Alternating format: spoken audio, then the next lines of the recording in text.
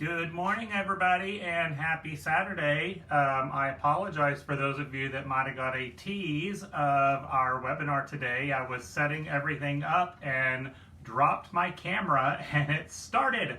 So had a quick little technical oops right there. But we are all good to go now. I hope all of you are having a wonderful Saturday morning. I hope all of you are warm and safe wherever you're located here in the state of Texas or across the country.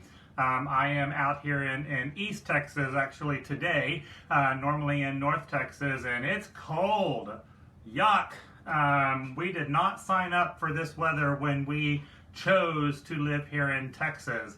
I keep having some conversations with some friends of mine that live up north in the Northeast, and they're giving us a hard time, telling us that, oh, y'all need to, suck it up, and we deal with this cold, nasty weather all the time. And I keep telling them, you chose to live there. We chose to live in Texas. This is not our normal weather. So, but you know what? We're going to practice the power of acceptance. We're going to take it all in and count our blessings and enjoy this weekend and let nature show us her beauty. So that's what we're going to do, and we'll deal with next week when next week comes. All right. So we are expecting a very large crowd today, and especially with the cold weather. Hey, let's just do some training while we're cuddled up, under a blanket and laying on the couch. Sounds like a good plan, all right? So I'm just kind of waiting for everybody to get logged in here and see everyone coming up. So there you go. Oh, hey, Magic Kingdom staff, y'all are always so good to me. I love you guys. Y'all are awesome. All right, so just a little bit of the expectations for those of you that have never joined us on Facebook Live. The way this works is that we are live right now, and so you get the opportunity to interact with me. You can ask questions, you can make comments, and I will try to keep up with that as we go along. And if you need additional information about the material that we're covering, you can ask that here on Facebook Live.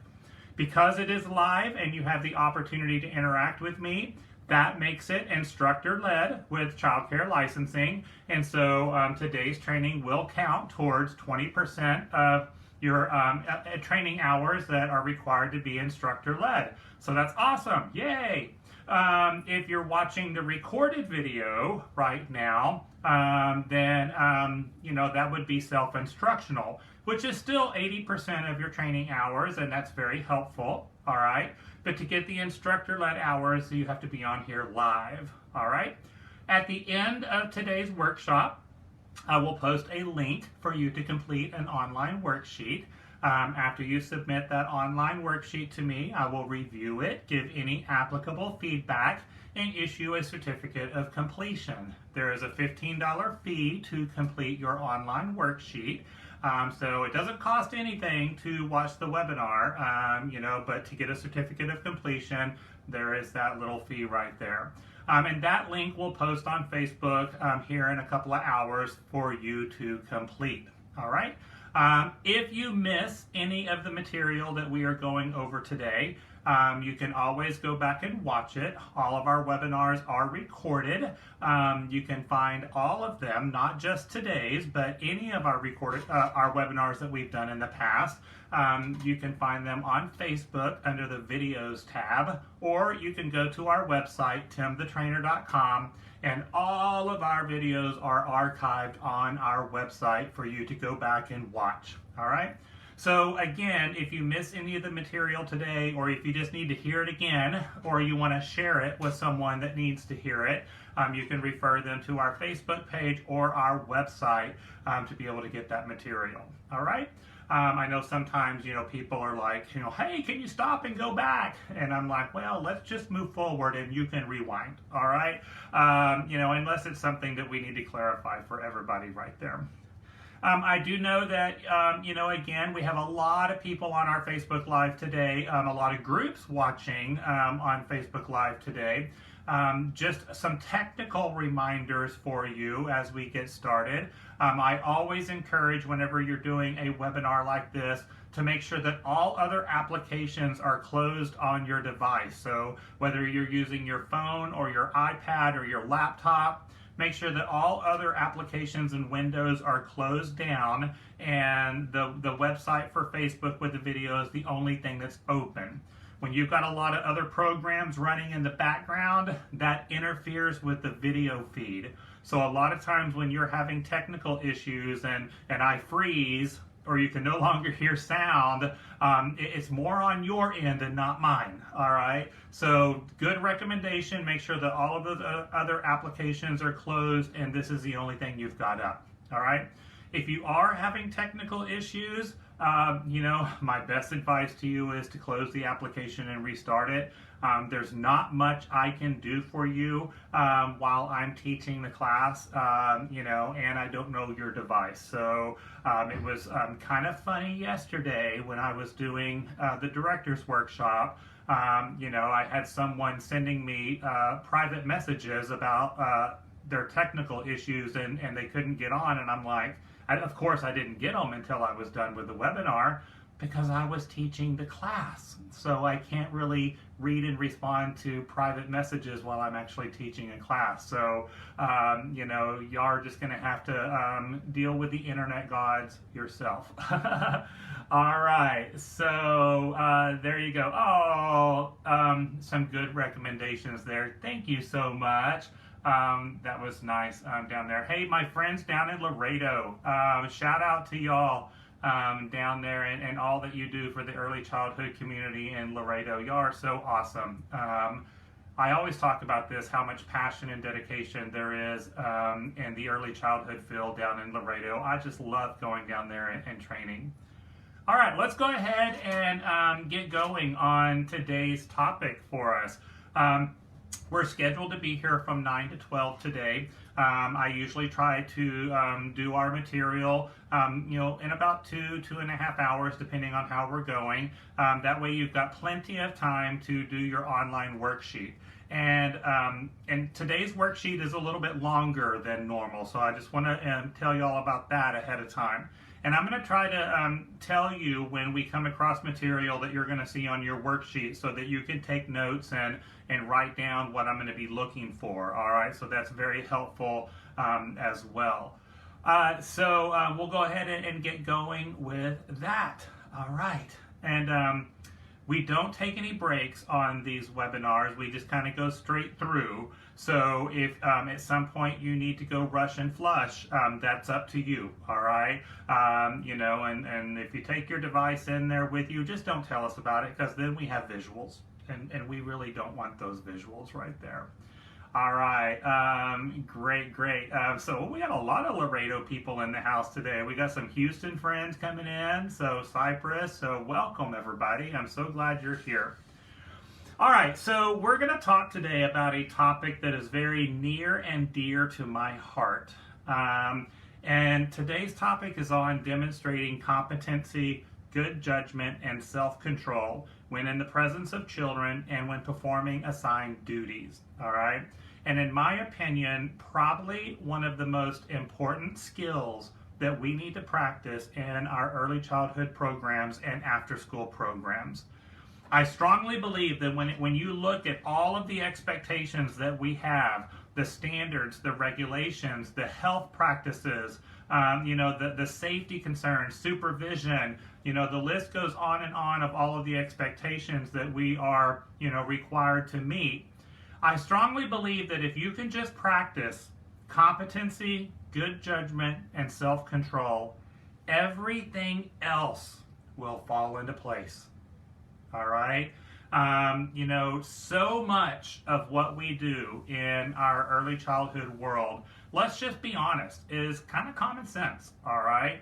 You do what's best for the children, you keep them safe, you keep them healthy, all right? And you lead by example. It's pretty simple right there. So being able to demonstrate competency, good judgment, and self-control, like I said, it's the foundation for success right here. Now, we all know, everyone watching this webinar right now, easier said than done, right? We're going to get triggered. The world is not going to go our way, all right? You can plan, your classroom activities all day long.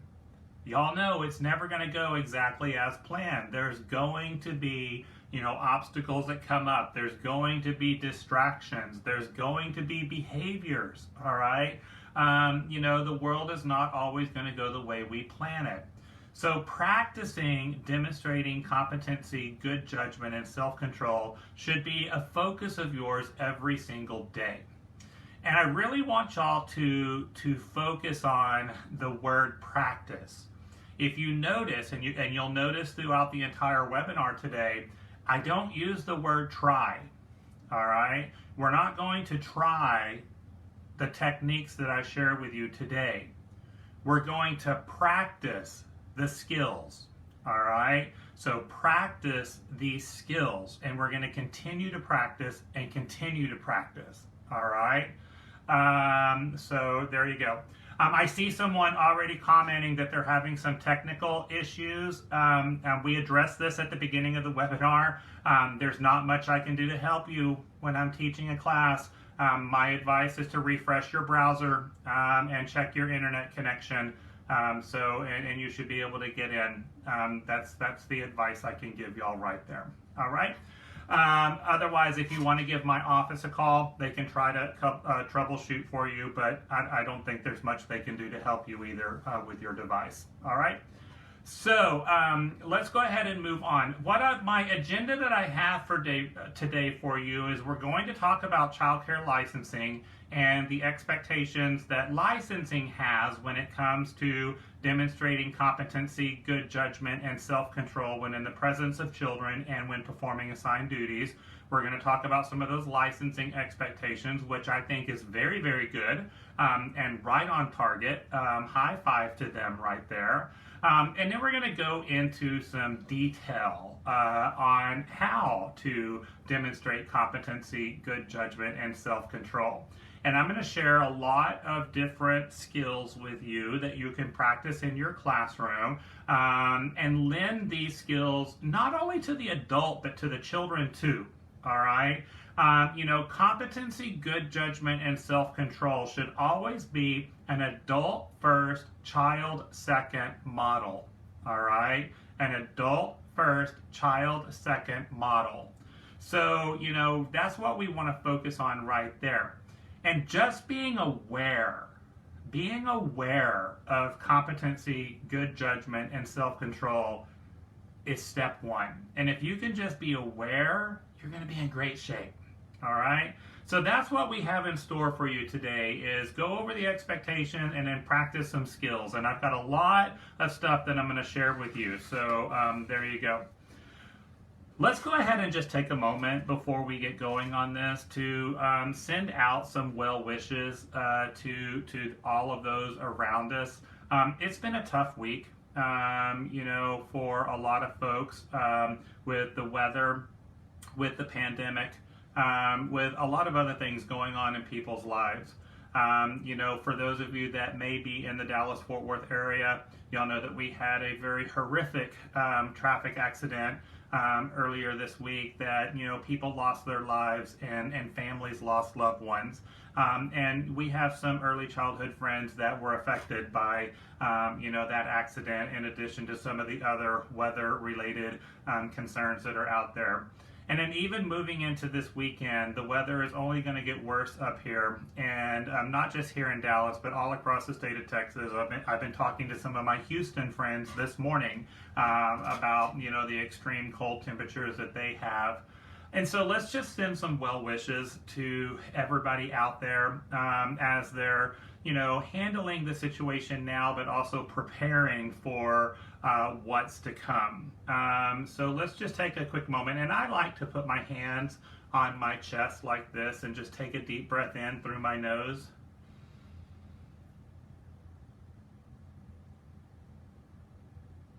and send that positive energy out into the universe. All right? Practice the power of acceptance. The moment is what it is. All right? You can accept the moment for what it is, and we can deal with it. Or you can choose to act like a fool and go crazy and whine and cry and complain. And is it going to do you any good? Is it going to change the current situation? No, it's not. All right. So, we practice the power of acceptance, that the moment is what it is. And then when we do that, then we can deal with it. All right. And we can prepare for that upset. So well wishes to everyone out there, and let's just make the best of it. All right. Someone this morning started singing, "Do you want to build a snowman?" And I said, no, I don't want to build a snowman. All right. You can build a snowman, but I don't want to build a snowman. You know what I want? I want my hot chocolate and Baileys. All right. There's my weekend right there. And we'll make the best of this. All right. So let's talk about the child care licensing minimum standards. Under the general responsibilities of personnel, all right, we have standards on competency, good judgment, and self-control when in the presence of children, all right? These have been in our standards for quite a while now, 18 years to be exact, all right, that this verbiage has been in our child care minimum standards. And I've always told y'all, anytime we do minimum standards training, that I do believe that this is, probably the best 2 pages in the book, all right, on the general responsibilities of personnel. And what I really want y'all to focus on is that it says, all child care personnel, including people not counted in child staff ratio, so it's not just the people counted in child staff ratio, it's all employees, even those not counted in child staff ratio, must demonstrate competency, good judgment, and self-control. And here's the part that I really want y'all to focus on. When in the presence of children and when performing assigned responsibilities. And I want y'all to think about that, all right? Now, we're going to talk a lot today about composure and role modeling composure to the children and lending the skill of composure to children so that we can have good judgment and self-control. But I want y'all to really think about the part that says when performing assigned duties. All right? That's so critical right there, especially when we focus on the judgment part. All right? So, demonstrating competency, what does that mean? All right? Do you have the mental ability to make a good decision? All right? In this exact moment, whatever situation is going on in front of you, do you have the mental ability to make a good decision? All right? That's what we're talking about when we say demonstrate competency. Now, we're all human. You're human, I'm human, we're all human. Like I said earlier today, the world is not always going to go our way. We're going to get triggered, all right? That child is going to push your buttons, okay? Now we're going to talk today about put your buttons away, okay? They can only push your buttons if your buttons are exposed. So we got to learn to put our buttons away, okay? So that they can't push them. But it's going to happen because we're human. So are you aware of your mental state? Are you aware that, right now, I shouldn't be making a decision? All right? You know what? I am triggered right now. That child has pushed my buttons. I don't have good judgment. Okay? And are you aware of that? All right, so that's important right there. And if you can just keep that, right here in your executive state, that I am aware of my mental state, I'm aware of my emotions, that's going to help you tremendously. All right, you know what? I am triggered. I need to calm. I'm feeling anxious right now. There you go. All right, and then we can demonstrate competency.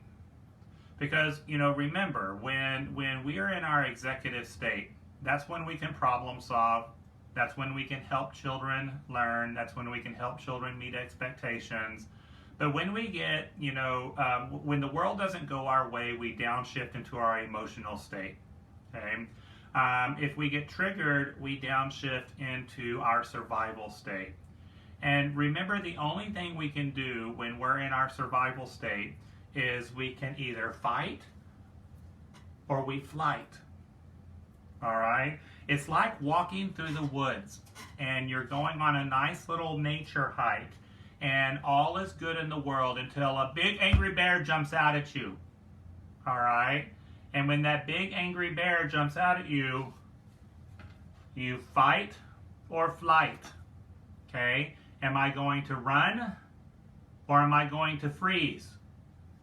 All right? And then the bear's like, am I going to eat you or am I going to walk away from you? All right? And those are the only two choices that you have in your head at that moment, fight or flight. All right? And then you decide at that moment what is the best choice. All right? And we calm, we get ourselves back into our executive state so we can make a good decision.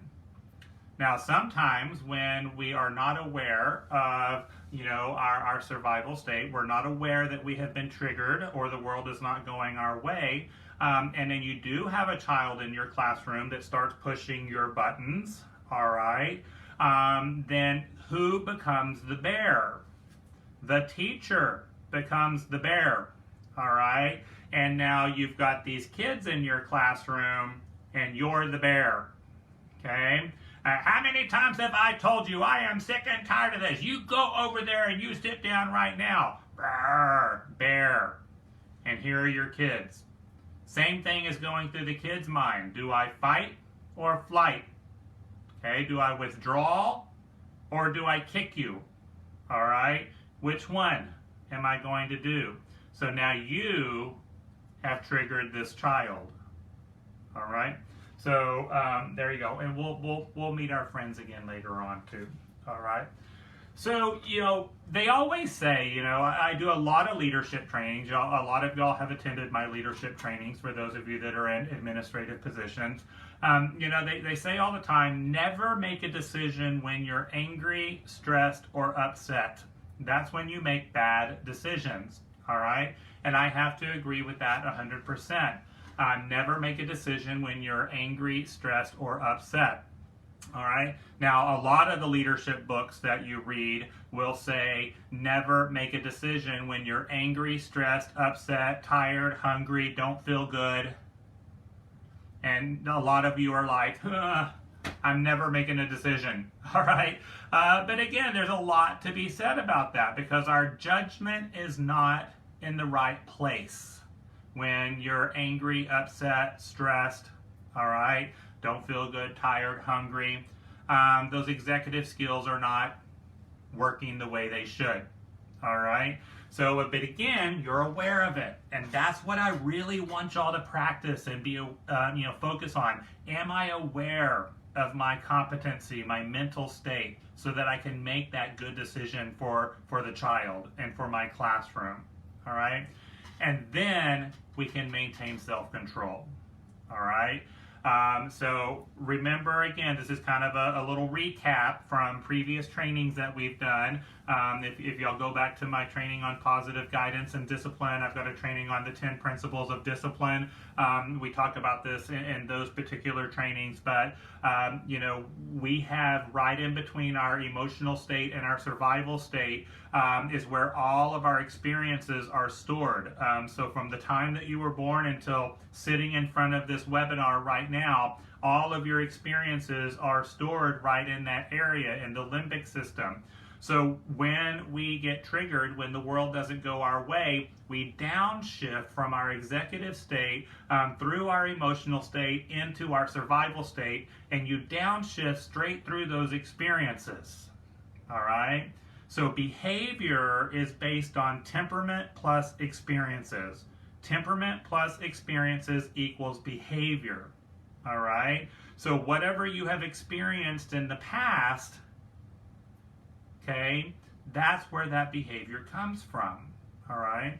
And a lot of what is in that limbic system, you don't even realize it's there anymore. All right. It's unconscious. All right. So, being aware of that, and that's where self-control comes in. All right. Now, what I recommend when it comes to self-control, here is a very, very, very good activity that I recommend for you to practice. All right. When it comes to self-control. Write down your triggers, all right? Since we're talking about the classroom today, our focus today is on the classroom. I want you to write down what are your triggers. What are some of the behaviors of your children that you know is a trigger for you? Why don't y'all share that with me now? If you're willing, type into the chat screen here on Facebook Live, what is a behavior, something a child says or does that you know is a trigger for you? Okay. Someone share some stuff with me. Let's see what y'all got. I know there's a little bit of a delay with the chats coming in. So let's see what some of your triggers are. That something a child says or does that you know pushes that button. All right. Let's see what we got. Pushing friends. Tasha says pushing your friends. So Tasha, you were hoping that the children would use gentle hands when getting someone's attention. Yeah. Climbing on your tables, Amanda says. So Amanda, you were hoping your children would climb on appropriate material that is used for active physical development. Yes. When a child says no, and then they use cuss words when they're upset. So Harriet, I think it is, or Henry says, yeah. So you were hoping your children would use appropriate words when they need to communicate their frustrations. Yeah. Again, Latasha says when a child says no. So Latasha, you were hoping that the child would be willing to try new activities in the classroom when you give them direction.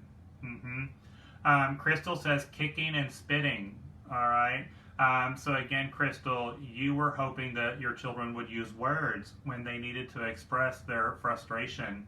Yeah, I see that right there. We got lots of stuff coming in there. Monica says whining. Oh, Monica, that's one of mine too. Yeah, I agree with you on that one. So again, Monica, you were hoping that your child would communicate with effective words when they were feeling anxious. Yeah. All right. Constantly screaming and hitting in the toddler room, Gary says right there. So again, Gary, you were hoping that, these children in the toddler room that are hitting and screaming, you were hoping that they would be on that next level of communication for a toddler, and that they wouldn't use physical actions to communicate their concerns and frustrations. But they're toddlers. That's their primitive skills. That's the only skill they have in their bag right now. So Gary has a great opportunity to lend some new skills to those toddlers. That's awesome. Good for you. All right, so y'all might have noticed something that I was doing right there as you were sharing some of your triggers with me. I was responding to your triggers with you were hoping. Okay, now this is a technique called pivoting, and I recommend that you practice this. So when you're writing down your triggers that you have in your classroom, and all of your triggers were legitimate, by the way. Every one of your triggers were 100% legitimate, and we all feel them, all right? We've all had that button exposed at one point in time. But, instead of focusing on the trigger, focus on the expectation, all right? And that's what I did when I said you were hoping that the child would communicate with their words when they're frustrated. Because, when they're kicking or when they're whining, they're frustrated, they're anxious, they're scared, but they can only use the skill they have in their bag. So all of these triggers that y'all just listed out, are the skills they currently have in their bag. All right? We can't get frustrated with a child when they're only using what they got. All right? So our job is to lend new skills and practice with the children. Practice with the children. All right? Lend and practice, so that they can replace those troublesome skills with effective skills. All right? And you've got some great opportunities for you right there. But when you write down your triggers and then you write down your pivot, all right, this child has been screaming all day long. I was hoping the child would use their words when addressing their frustration. Write it down. It changes your mindset. Okay? Instead of keeping it up here, which sometimes this is a garbage can. All right, we got to empty the garbage can, get it out of the garbage can, put it down on paper, and it changes your intent. Yeah, now that I've written this down, I see it. He needs a new skill. The only way you can replace behavior is by teaching a new skill. Punishing behavior does not teach a new skill. If y'all take anything away from today's webinar, this is the one thing I want y'all to take away. Punishing behavior does not teach a new skill. The only way you can change a behavior is to lend a new skill. All right? So, when you're imposing a consequence in your classroom, no matter what age group, always ask yourself, what new skill am I teaching here? All right? What new skill am I lending to this child? Or whatever this consequence is it lending a new skill or teaching a new skill?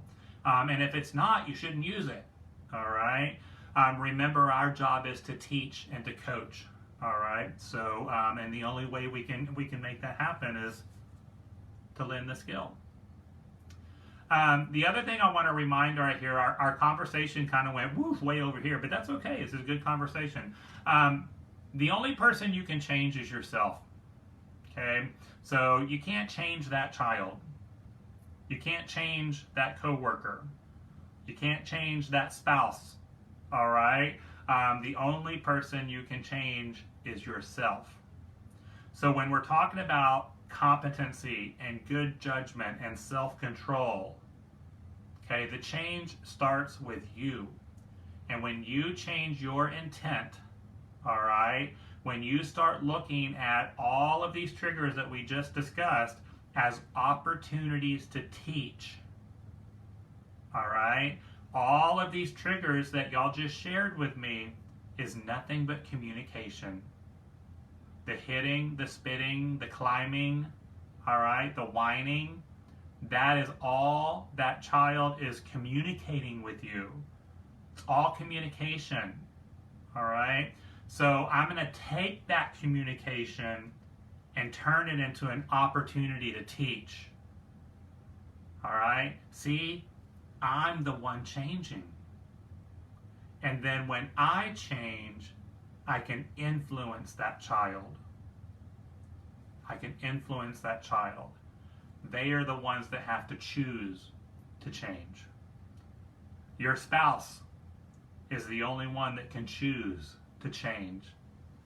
But I can be an influence. You got this. You got this. All right? So we kind of built up on something really, really big right here. I hope y'all see, because I told y'all I really wanted y'all to put a big focus on demonstrating competency, good judgment, and self-control when in the presence of children and when performing assigned duties.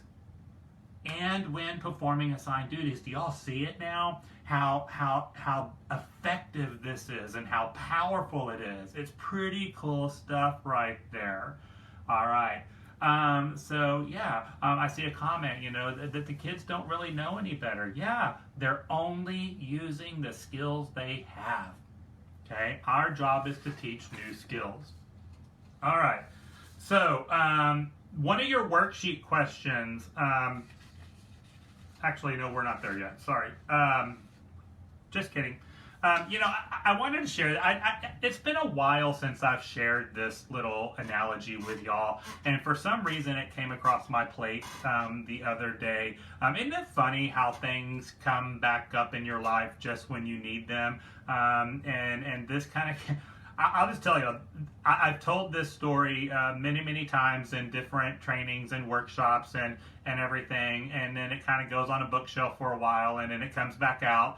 And I was actually listening to a meditation. I was doing some meditating the other night, and the instructor that was doing the meditation used this story, and I was like, that's kind of weird, because I use that exact same story, but it's a popular story. It's not my story. I read it somewhere too, but I thought that's funny because I was actually going to share that in today's workshop too. All right, so here you go. So life is like a pot of hot boiling water, and sometimes when you're trying to navigate through life, it feels like everything is just boiling around you, and it gets very hard to withstand the heat of reality and the world around us.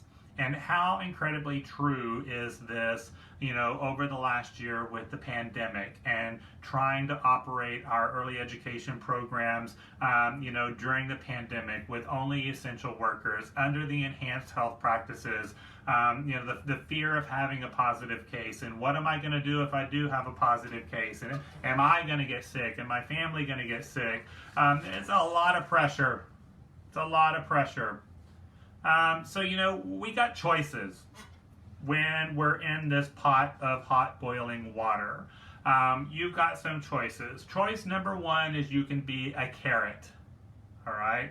Now, what happens when you put a carrot into a pot of hot boiling water?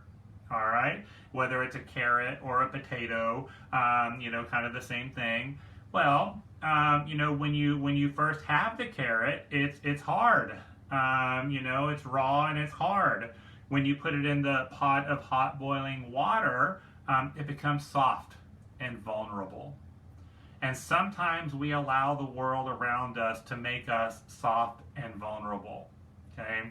And eventually, like that carrot or that potato, we just get smushed. All right? Or we could be an egg. All right? Now, an egg has a hard surface, all right? But, it's liquid on the inside, just like we are, all right? We've got a hard surface, but inside of us, we're liquid. But what happens to an egg when you put it in a pot of hot boiling water? Just the opposite of the carrot or the potato, the egg gets hard throughout the entire egg, all right? You become hard-boiled. And sometimes we allow our world to do that, okay? That all of the heat and the pressure and the reality around us makes us hard inside, okay? And we definitely don't want that to happen. Or we can be a coffee bean, okay? Now, what happens to a coffee bean whenever you put a coffee bean in a pot of hot boiling water, all right? Instead of the coffee bean changing, the coffee bean changes the water, all right? And it makes it this beautiful, rich, tasty coffee that so many of us love so much, all right? So do you see the difference right there? With the carrot and the egg, the hot water changes the carrot and the egg. With a coffee bean changes the water. That's what we've got to be, all right? So when you're dealing with all of this adversity, you're dealing with all of these challenges, okay? Instead of letting the world change us, you've got to change the world. So we talked earlier about the triggers that you have in your classroom, the hitting, the spinning, the climbing, all right? The whining, all of those things that y'all listed out.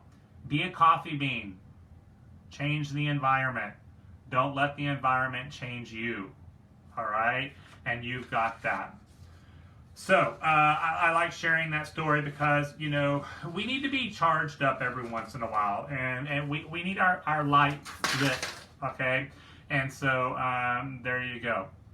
All right. Now, I see Sharon saying it's really hard when I have a child who is trying to hurt another child, and you've got other responsibilities that you're doing. I get it. Sharon, we're all in that situation. We've all had that. All right. This is where, again, is the hurting intentional? All right. Is that child intentionally hurting the other child? Is it instrumental? All right. Or again, are they only using the skills that they have in their bag? And this is a great opportunity for us to focus on empathy and acts of service. All right.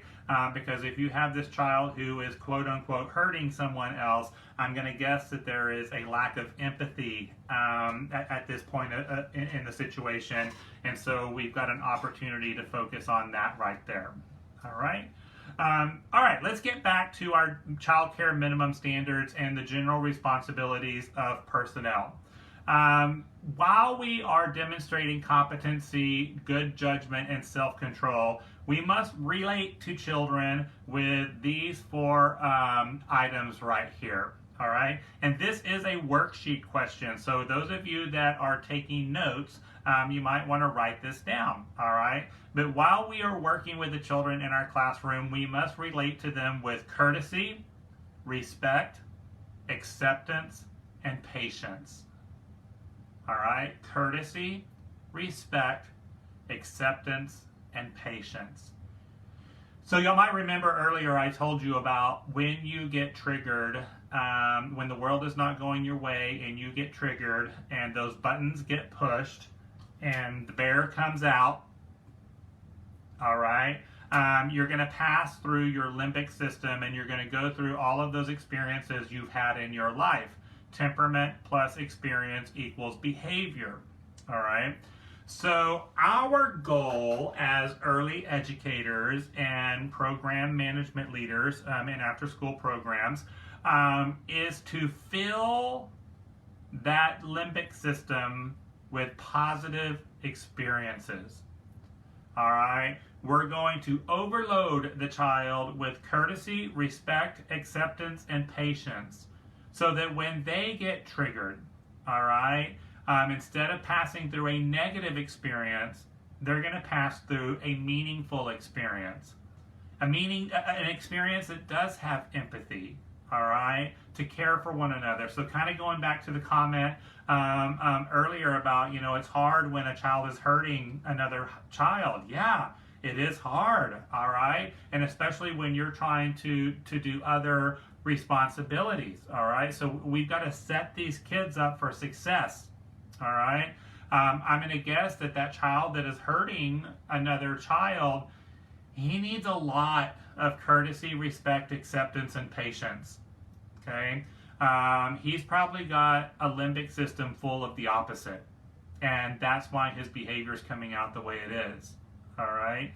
And I want to remind y'all, we're going to get kind of deep here for a second, okay? That the courtesy, respect, acceptance, and patience that we provide a lot of our children, it may be the only time they're getting it. Think about that. And I'm not saying that there's bad parents out there or parents that are not meeting expectations, okay? That is not what I'm saying at all. I'm saying that we have a lot of parents that are overwhelmed. We have a lot of parents that are spinning their wheels trying to provide for their families. Families that are dealing with this pandemic, dealing with work loss, dealing with family loss, dealing with anxiety and frustration. And they're doing the best they can with what they've got. All right? But because there's a lot of boiling water, all right, in that parent's pot, the things that are most important to them sometimes get put over here on the side. And the courtesy, the respect, the acceptance, and the patience that children need to successfully grow, okay, they may not be getting enough of that. They may be getting some, but not enough. All right? But, I want y'all to keep in mind that our families are doing the best they can with what they've got. Our role is to be an advocate for everyone, the child and the family. Okay? So focus on that. So the courtesy. And you're going to be a role model. And that's the other thing, with competency, good judgment, and self-control. You're the role model right here. All right? And so you're going to, give what you expect to receive. All right? So if you're expecting courtesy, respect, acceptance, and patience from your children, then that's what you've got to give. What you offer to others, you strengthen within yourself. All right?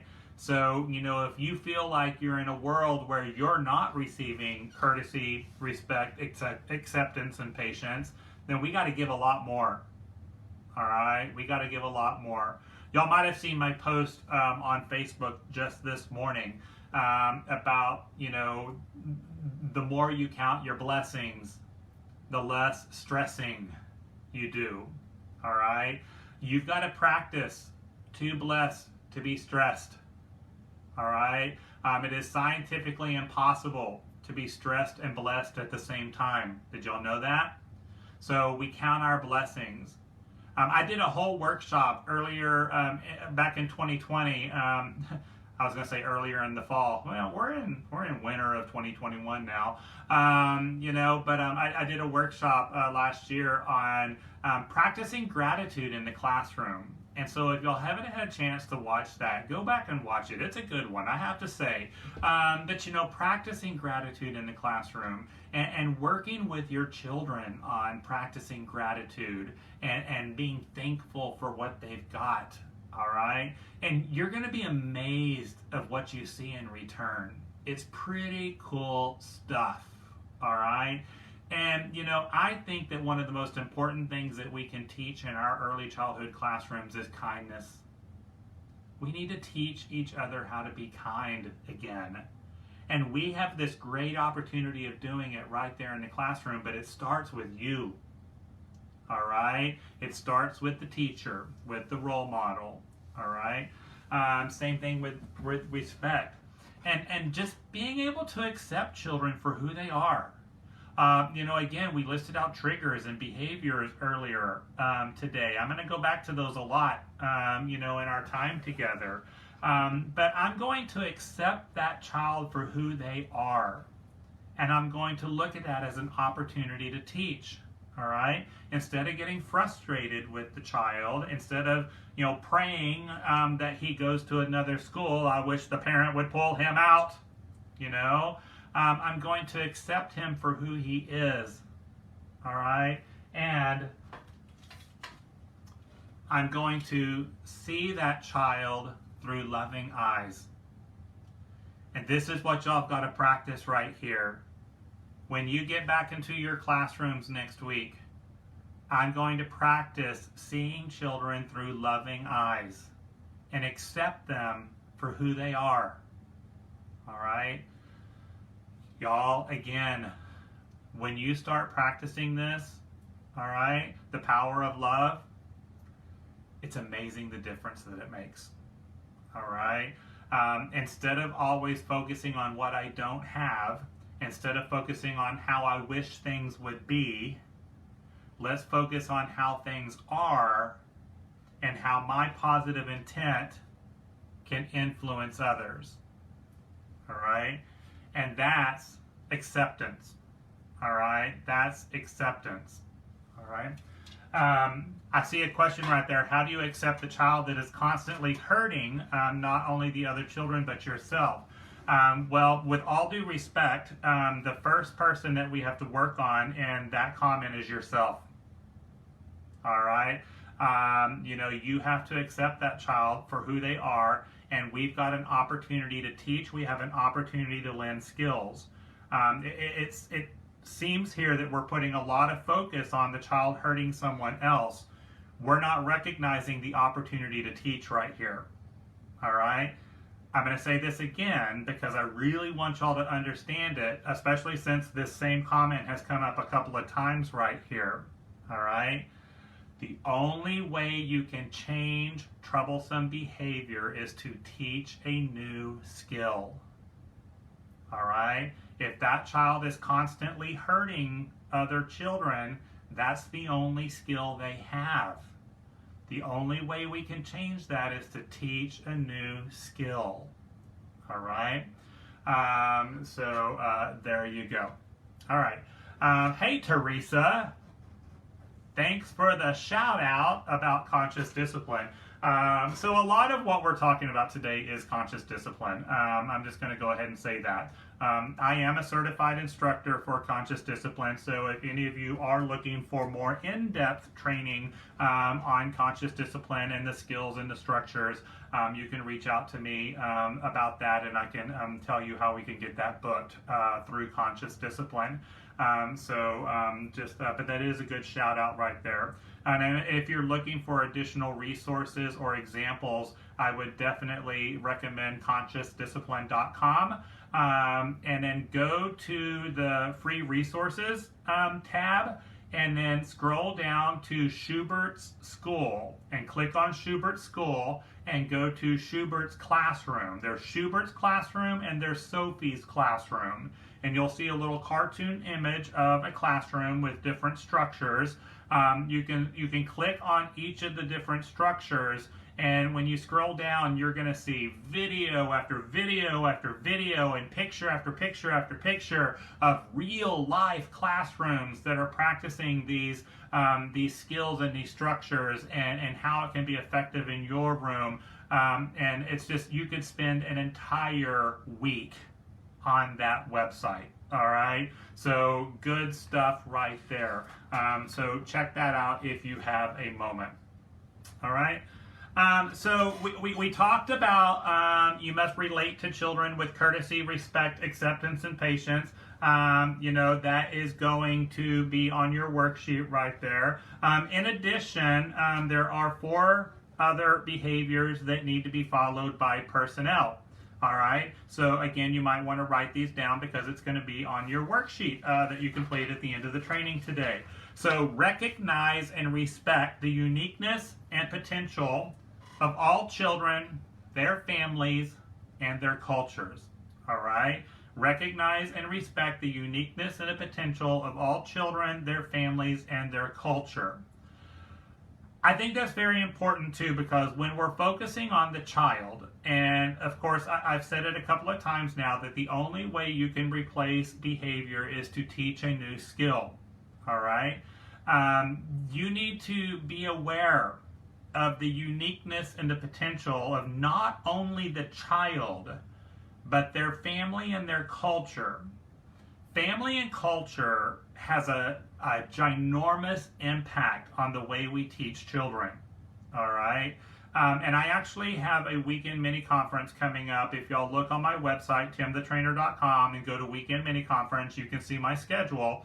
But one of the upcoming teacher workshops that I have on Saturdays is going to be on cultural awareness and being aware of children, their families, and their culture, and how it impacts the classroom. So you might want to earmark that one because we're going to go a lot deeper into this subject in that particular teacher workshop.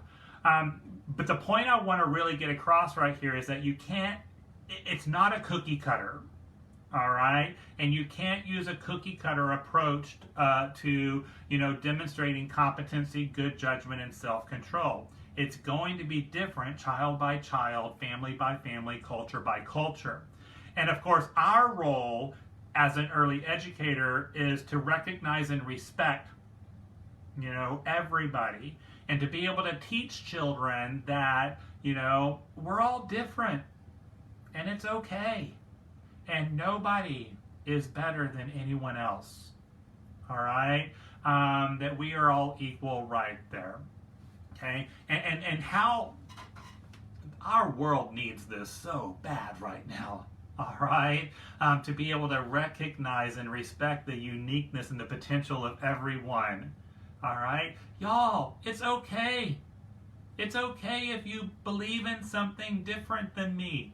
It's okay that, we have different views on different subjects, It's okay. You're not my enemy just because you voted for a different person than me. It's okay. All right? We can still be friends and we can still love one another. And in fact, that's what this country was founded on, is a difference of opinion. And that's what we're built on. So it's okay. It's more than okay. But like I said, just because you believe in something different than me doesn't make you my enemy. All right? You're still my friend. And that's what we've got to teach our children and our families. All right? And we have such a wonderful opportunity to do that. We have such a wonderful opportunity to do that. So stay tuned for that topic, but we're going to really get in deep in that in a future workshop. All right, in addition, when we're demonstrating competency, self-control, and good judgment in the classroom, of course, we must also ensure that children are not out of control. Now, how do we do that? How do we ensure children are not out of control? Are y'all ready? Engagement, engagement, engagement.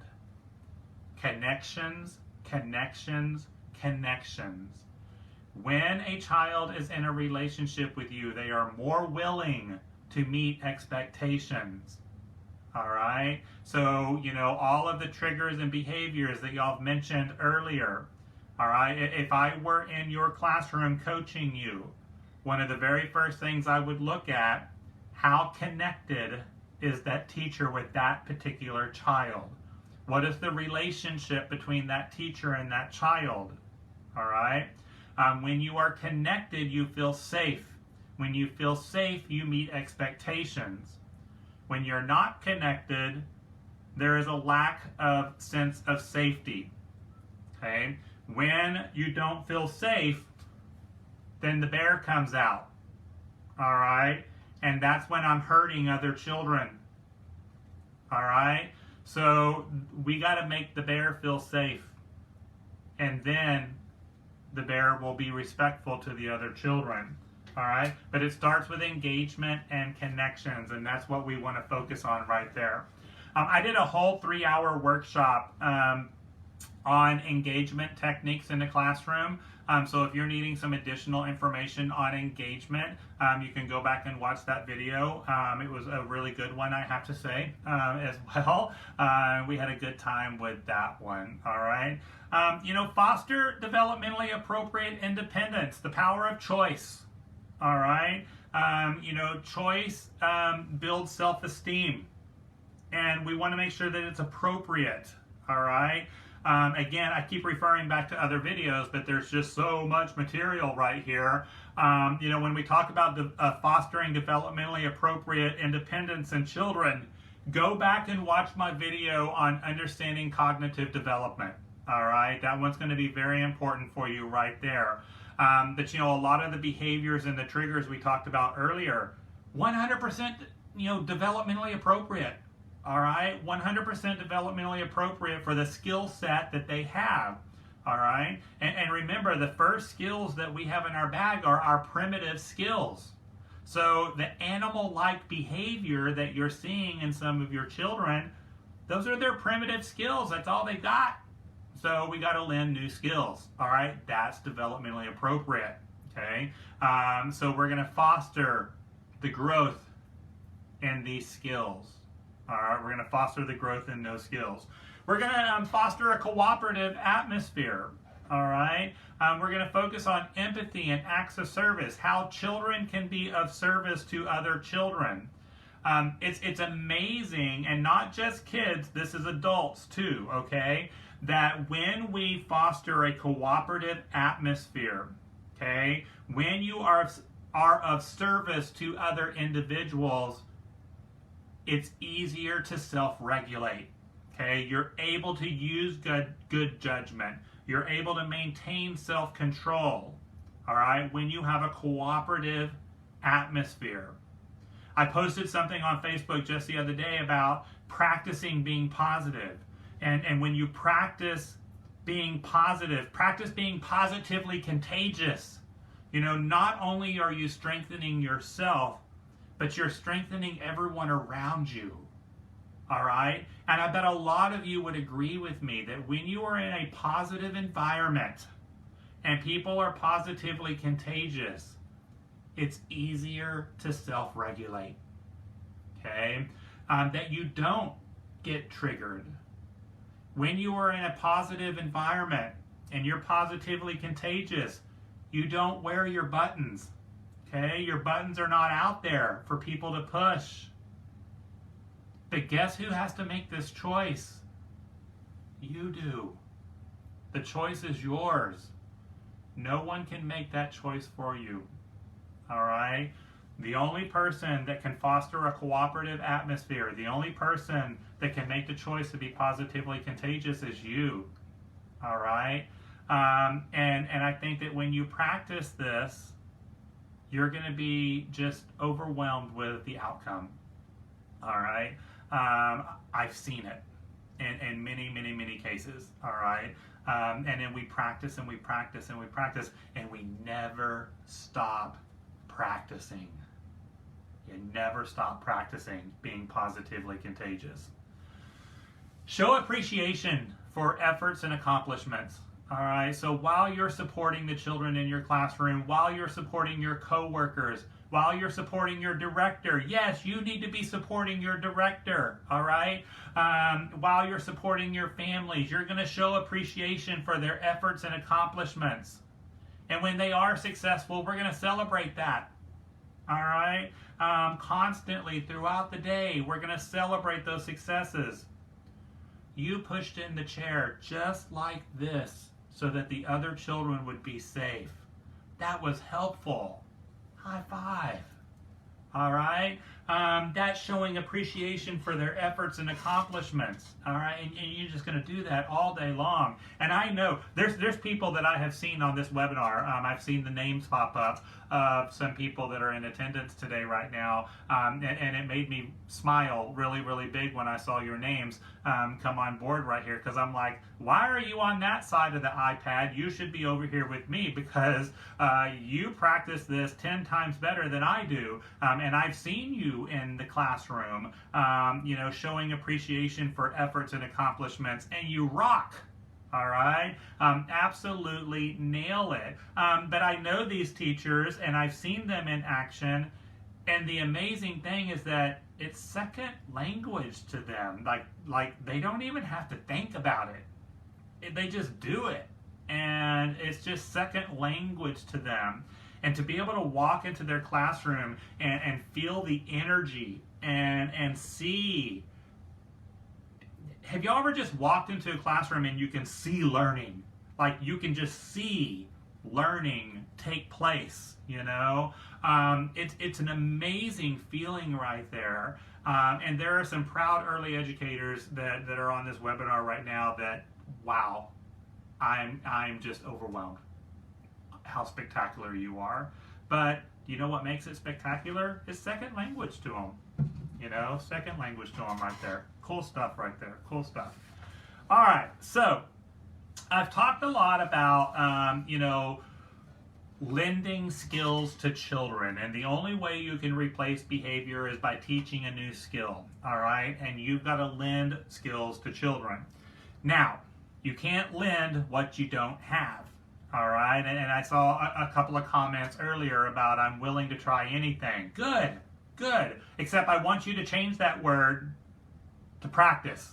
All right? Instead of saying I'm willing to try, I'm willing to practice new ideas. All right? That's what I encourage you to change right there. We're going to practice these things. But you can't lend what you don't have. So that's why, again, it starts with us. All right? It starts with the adult first, child second. All right? Now, y'all might remember traveling in an airplane, back in the day. Hopefully we get to travel in an airplane soon. I was talking to someone this morning, before we got started about, doing COVID testing before getting on an airplane, either international, and I guess now they're talking about domestic or whatever. And I'm like, okay. I'm willing. If that's what it takes for us to start traveling again, I'll go do a COVID test. No problem. I don't understand what the issue is here. I'll do it. So, but when you travel, before the airplane takes off, what do they always say to you? They do the safety briefing. They want you to feel safe on that airplane, so that it'll be a successful journey. But they always say that in the event of a loss of cabin pressure, an oxygen mask will fall in front of you. And then what do they always say next? You put your oxygen mask on first before you assist the person next to you. All right? So you got to put your oxygen mask on first before you can assist the person next to you. Well, it's no different in the classroom. And if y'all want to order one of these off Amazon, they were like $3, and hang it in your classroom as a reminder. I know it's going to look kind of weird, but you get your point across. I have to put my oxygen mask on first before I can assist that child. All right? I have to practice these skills first before I can practice with the child. All right? So let this oxygen mask be a reminder to you. Okay? My oxygen mask has to be on first. Then I can assist that child with their needs. That's what we focus on. All right? So, and again, we're kind of getting into the engagement techniques a little bit right here, but, we tend to want to tell children what they need to be doing, but we don't show them. And we need to really put a focus on practicing with the child. Like, for example, cleaning up. All right? Hey kids, we need to clean up now. All right? And then you get frustrated because it's not happening. Well, let's back it up a little bit and let's break this down. All right?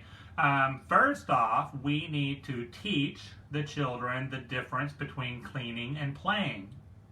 All right? So before we get to, the cleaning up part of it, we're going to sit down with the kids and we're going to go, all right, so this is playing. Okay? Now, this is cleaning up. All right, do you see the difference between playing and cleaning up? Let's practice. All right, this is playing. This is cleaning up. Here, you practice with me. All right, so we first have to establish the difference between playing and cleaning up. All right, then we can actually practice the cleaning up part of it. And we're going to practice and we're going to practice, all right? But sometimes we just make that assumption that they know what cleaning up is, all right? Well, looks a lot like playing to me, okay? And then we get frustrated because they're not meeting our expectation, okay? So we're going to practice. We're going to practice, all right? So that's how we're going to load our backpack full of skills, all right?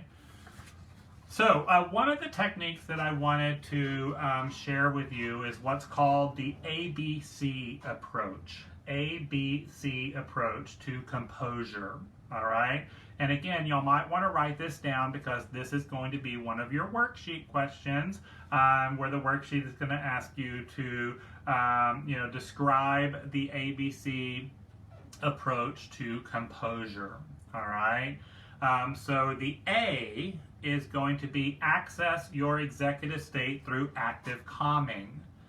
I want y'all to, practice and find an active calming technique that works best for you as the adult. So we're talking about you, the adult, right now, okay?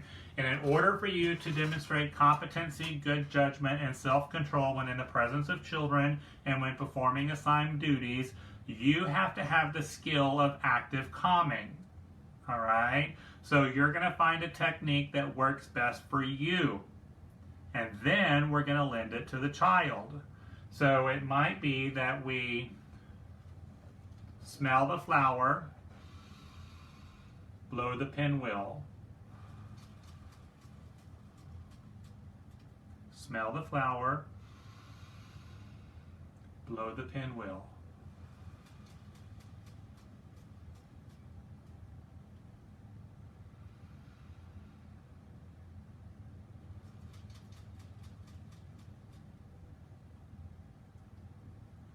Now, do you know what I absolutely love about this? We're not even in the same room as each other. We're probably not even in the same county right now. All right?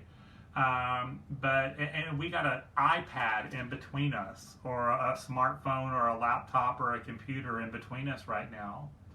But how many of you took a deep breath with me? When I smelled my flower and I blew my pinwheel, how many of you did it with me? Okay? That's active calming. And that is a technique we call downloading. All right? When I put my oxygen mask on first, okay, then the child puts their oxygen mask on. All right? So it's amazing right there. Debbie just said, be a star. Stop, take a deep breath, and relax. Tell yourself, I've got this. I can help this child with their problem. I can keep this child safe. I can handle this. All right? You've got it. You've got it. All right? And you know, we put stars all over the classroom, not for the kids. All right? This star right here is not for the children. It's for me.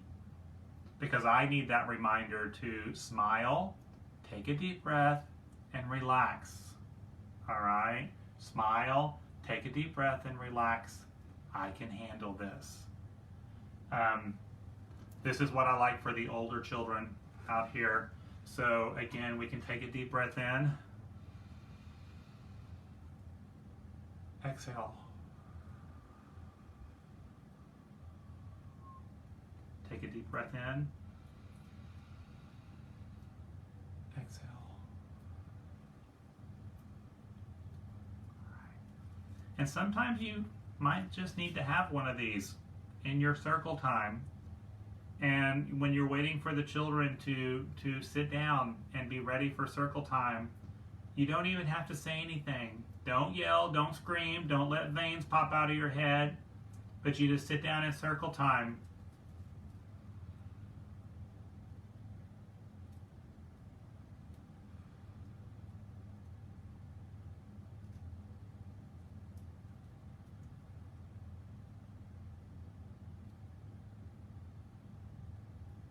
And now all of your children are sitting and ready to learn. Okay? So access your executive state through active calming. All right? Now I'm in my executive state. All right? The children are in their executive state. We can learn now. Are y'all ready to learn? All right. Let's go. All right. So that's the A. The ABC approach is to access your executive state through active calming. The B, be willing to perceive behavior as a call for help. All right? You know, there's only two states of being. All right? We're either calling for help or extending love. We're either calling for love or extending love. All right? We're either calling for help or meeting expectations. So, you know, the be willing to perceive behavior as a call for help. The biting, the kicking, the climbing, the, spitting, all of those things that you mentioned earlier. All behavior is a form of communication. That child is communicating with me the only way they know how. All behavior is an opportunity to teach. These are teachable moments. Okay? These are all teachable moments. And if you really want to dig deep, all behavior is an opportunity to make a difference. Okay? So you got to be willing. Be willing. And the C is to coach a new skill. Coach a new skill. All right? And we're going to do exactly, what I talked about earlier when we talked about the difference between playing and cleaning up. All right? We first have to distinguish the difference between the two, and then we're going to coach the children on meeting the expectation. Okay? We're not going to tell them. We're not going to try. We're going to coach and practice. Coach and practice. All right, so there you go on that one. So that's the ABC approach. And if y'all want to type this out and put it in your classroom, I think it's pretty awesome right there, because we love visuals. Visuals never get tired of telling us what to do. Okay, and so we have lots of visuals in the classroom that are not just for the kids; they're for the adult too. All right. So, again, today's focus is on demonstrating competency, good judgment, and self-control when in the presence of children and when performing, your assigned duties right there. So I wanted to talk a little bit about the difference between the left hemisphere of the brain and the right hemisphere of the brain. And this is so incredibly important in our early childhood classrooms for you to be able to know the difference, all right? And again, this is a worksheet question, so you might want to jot some notes down, take some notes down right here on what is the difference between left hemisphere and right hemisphere of the brain. So left hemisphere, right hemisphere, and I know that we're on an iPad, so that looked opposite, but over here. The left hemisphere of your brain is the logic side of your brain. I think of left logic, all right? So that is your black and white, rule following, by the book, this is how it's supposed to be, bump, bump, bump side of the brain, all right? That is your left hemisphere. The right side of your brain is your fun, spontaneous, we're just gonna party, all right? Carefree, spirited, life is a blast side of your brain, okay?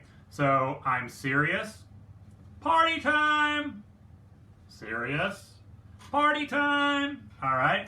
And so know the difference between the left and right hemisphere, okay?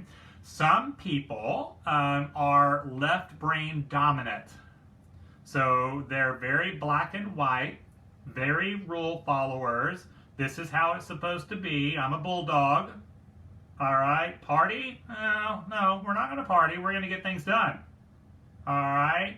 And some people are right brain dominant. All right? No, I'm going to have fun. All right? If it's not worth doing, if it's not worth having fun, we're not doing it. All right? We're going to have fun everything we do. All right? And I'm going to go hug a tree and dance in the yard, and life is good. All right? Party, party, party. So, we got to find a balance. We got to be able to balance between, left brain and right brain. And we know, I actually did a training on how boys and girls learn different. You can find that on my website. Girls are better at being flexible, going from right brain to left brain. All right? So the girls in your classroom have a more flexible brain. It's easier for them to bounce back and forth between left brain and right brain. Boys, not so much. All right? We're not as flexible when it comes to being able to bounce around out there. Okay? The reason why I'm sharing all of this with you and why it is so important for this particular topic that we're talking about today, all right, is that, write this down. Self-regulation starts in the right hemisphere. Self-regulation starts in the right hemisphere. Your fun, carefree, dance, sing, party, creative side of your brain is where self-regulation starts. So when you're, interacting with the children in your classroom, if you're wanting to demonstrate competency, good judgment, and self-control, you've got to be right brain dominant, okay? Or have a big focus on right brain. We're gonna have fun, we're gonna laugh, we're gonna sing, we're gonna dance, we're gonna do a lot of physical activity, and that's where self-regulation comes from. We kind of have had it backwards, where, this is a school environment, we have to sit at a desk, we got to be still, we got to learn, no talking, no talking, and then we wonder why our kids can't regulate. Y'all get it? All right, because regulation is over here on the right side, but we're putting too much focus over here. All right, and that's why we're not regulating. Now, as an early educator, and many of you are proud early educators, I know you are, you're a proud early educator, all right? Y'all need to be putting a lot of focus on your right hemisphere, and in your classroom, in your personal life, all right? We need to be creative, we need to be carefree, we need to sing and dance and laugh and have fun. We need to be aware of the rules. We need to be aware of the black and white stuff, but we're not going to let it dominate our world. All right?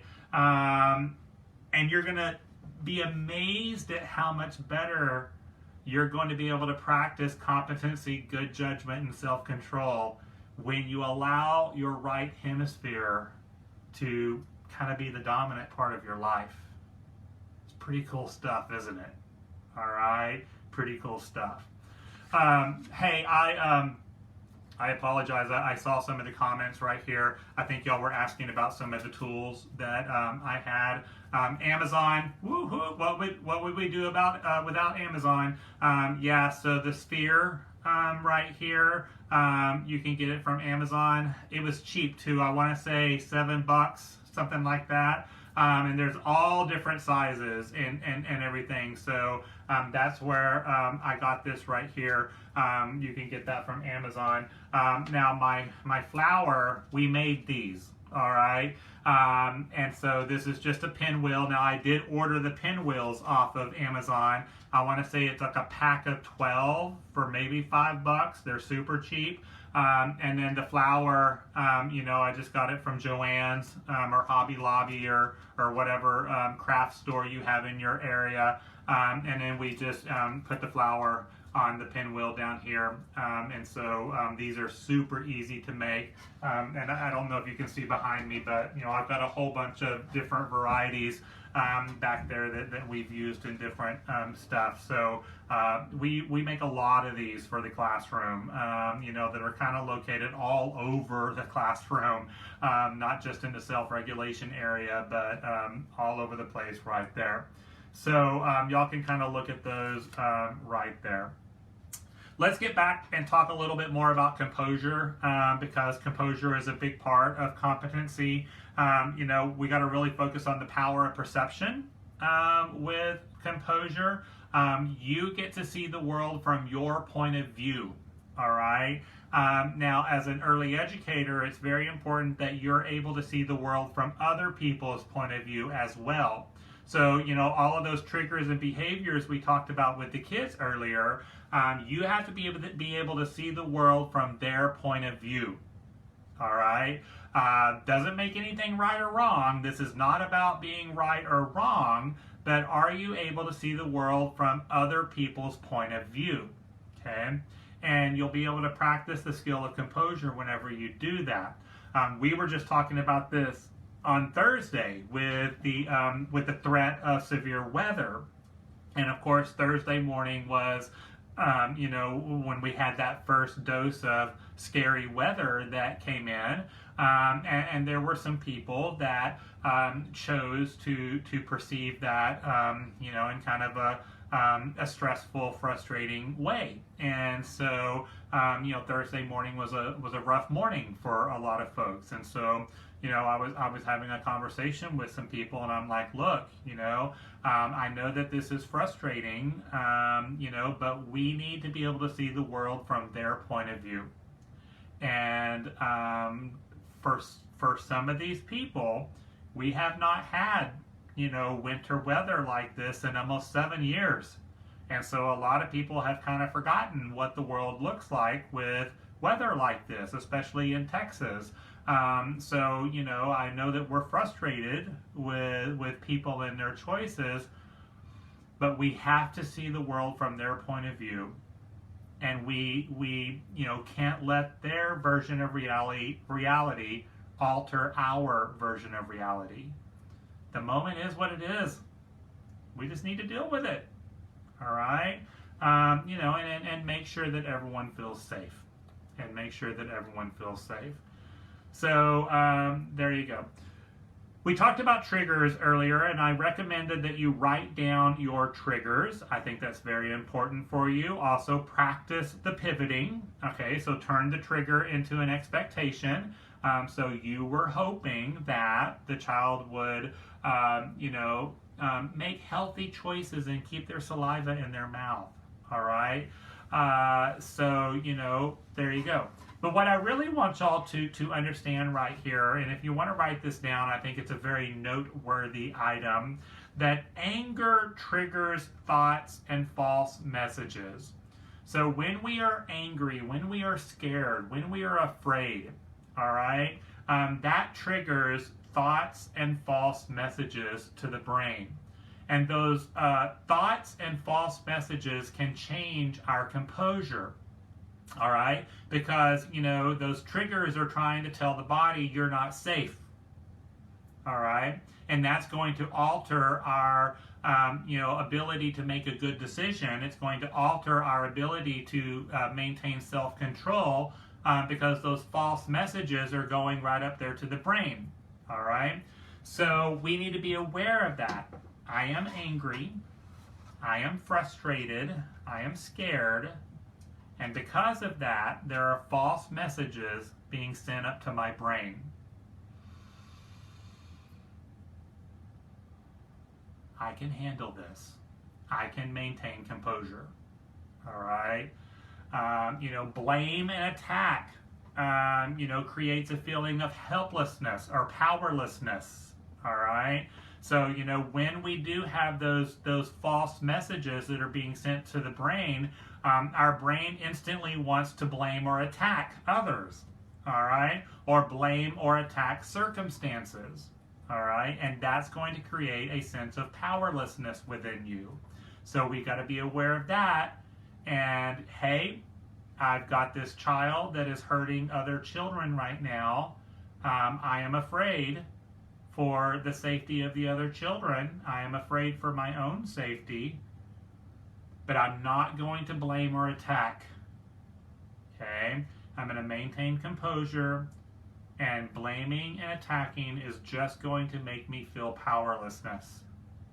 All right? So let's focus on the solution. Let's focus on lending a new skill instead of blaming and attacking. But a lot of you might be thinking about this right now going, you know what, but my brain instantly wants to go to blame and attack. Yes. Because that's how we're wired. Our brain is wired to want to go to blame and attack. All right? You've got to be stronger than that. You can do it. You can do it. All right? When you put someone else responsible for your upset, all right, then you can create danger. Okay? So the only person that's responsible for your upset is you. Not someone else. That's a dangerous situation right there. So you got to change those triggers into calming thoughts. Change those triggers into calming thoughts. And that's why I gave you the example of pivoting. All right? Write down your trigger. Write down, so I was hoping that the child would, and then lay out the expectation. That's going to change that trigger into calming thoughts. Then I can help that child. All right? And then reduce and manage stress, which I talked about already. Practice gratitude. Practice blessings. All right? And then with that, we can reduce the stress. Too blessed to be stressed. All right, so I want to talk now about the difference between the language of control and the language of safety. All right, the language of control. I'm in a classroom right now with a group of 3-year-olds. All right, and the world is not going my way, and I have exposed every button in my being. All right, I came to work today with my buttons wide open. And you know what children do when your buttons are wide open? They push them. All right, that's what kids do. It's just like getting into an elevator. How many of you have ever taken a 3-year-old child into an elevator? They're like, ooh, buttons. And now you're stopping at every floor. All right. When you expose your buttons, they will push them. All right. So I chose to walk into this classroom this morning with all of my buttons exposed, and the world is not going my way, and the child is hitting every one of my triggers, and I'm losing it. My tone of voice is off. I'm being aggressive. My body language is telling the children, you are not safe. And how many times I'm sick and tired of this. I've got the language of control right now, and I'm losing it. This is the worst class I've ever worked in. I think the director only hires horrible children at this school. Judgment. I'm practicing judgment right now. Okay. If you don't stop it, you don't stop it, I'm going to call your mother, I'm going to put you in timeout, you're going to lose your outside time. So now I'm using the language of fear. All right? Guess what? Your day's not going too well. Okay? Probably won't have a job by the end of the day, by the way. Okay? So that's all the language of control. I'm trying to control the circumstance. I'm trying to control the children. And it ain't working.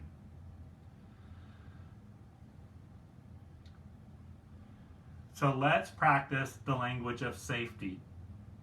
When you're having one of those days where it's like everything that could go wrong is going wrong, everyone's attitude is in the garbage can today, I feel like the kids are just out to get me, all right?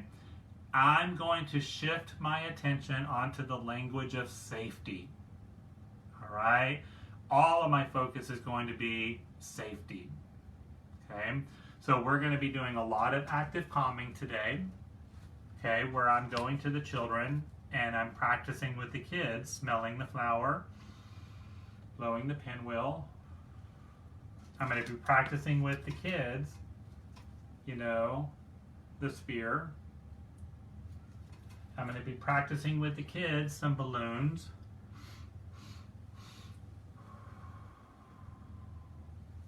But remember, what you offer to others, you strengthen within yourself. So as I'm continuing active calming, I'm practicing the language of safety. I'm repairing myself. Okay? I'm getting my oxygen tank on, my oxygen mask, sorry. And then the children are getting there. And then I'm going to practice noticing. Noticing is a big part of the language of safety.